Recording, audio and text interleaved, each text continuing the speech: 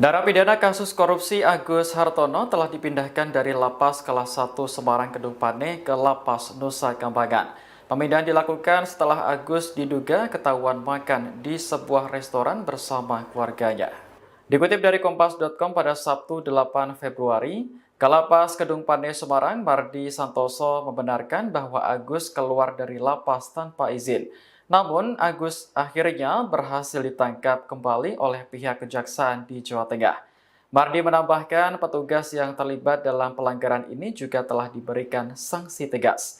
Diketahui Agus Hartono merupakan seorang pengusaha.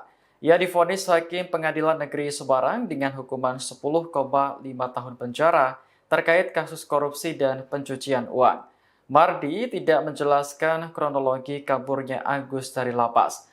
Namun Kompas.com melaporkan bahwa Agus ditangkap di Bandara Ahmad Yani Semarang pada akhir Desember 2024 lalu. Ia ditangkap setelah pesawat Garuda Indonesia yang mengantarkannya dari Jakarta mendarat.